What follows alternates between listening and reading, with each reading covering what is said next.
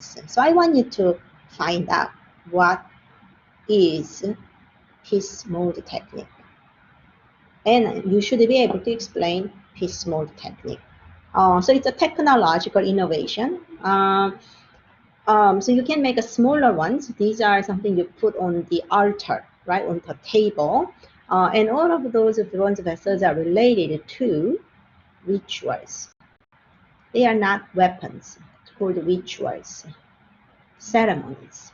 So Shang Dynasty, their religious orientation is more like a family-oriented veneration. So they worshipped ancestors. They prayed to the souls of ancestors. So if there is no rain, they would pray, and they are going to organize this kind of rituals. The Fangting, for example, the square cauldron is so large that you can put a pig in it and you can cook. So it usually involves a large amount of food, wine, and singing and probably dancing. And then in order to have rituals, right, you need organization. Right? So who will be the main person who talked to the ancestors? Well, obviously, emperors. So emperors are the main hosts of rituals. But then they have smaller pieces like this, and they are either drinking vessels, more like a cup, drinking vessels, or it can be an incense burner, but it comes in animal shapes, and you can see the cup. This is made of ivory. And then many archaeological artifacts are discovered in the funerary context. So we have a huge tombs probably associated with emperors or imperial families.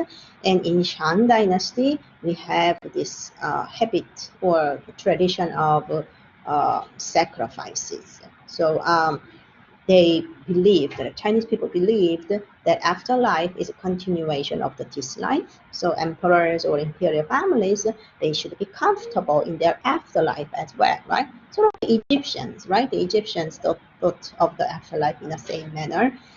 So usually servants or attendants, also concubines, right? Like second, third, fourth wives, they were buried alive. Or they were killed shortly before, so that they are buried together. And the horse carriage, right? You can see the horse carriage, they were also buried together. They believe that emperors will need horse carriages in the afterlife as well. So horses are dead, and then maybe the charioteer is also dead as well. But do you see the wheels?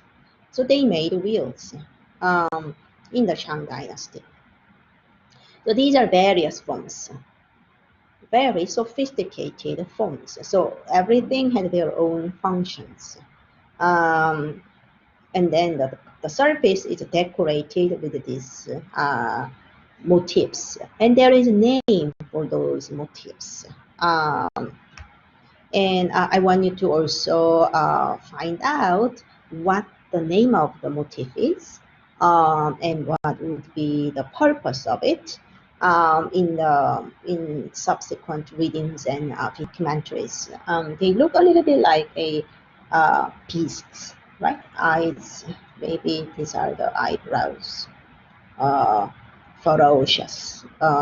So I want you to find out more about these patterns, surface decoration. So this is, now we are moving to the Zhou dynasty. Shang dynasty eventually ended, and people say one of the reasons is the Shang dynasty rulers were harsh on their subjects. So eventually the dynasty lost the favor among the people, and then a new group of rulers came, and they started the Zhou dynasty. And then civilization is more sophisticated, so that they created a complex, right, like a courtyard, continuous courtyard, like palace, or they also created the ritual hall to the heaven. So Chinese people consider the heaven is round, the earth is square. So the temple of the heaven should be built inside the square boundaries, and it is round. So here, emperors and some priests will go and again pay their tribute using that sophisticated ritual vessels made of the bronze.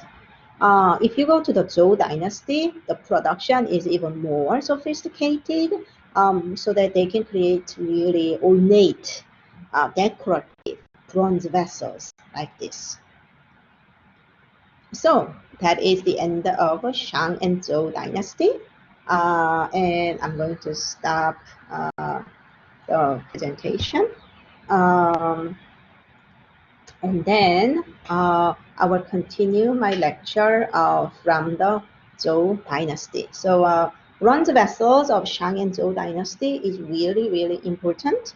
And I wanted to study a bit more about the techniques, piecemeal technique. And then the surface decoration, remember, like the beast-shaped surface decoration, by reading supplementary materials. Thank you.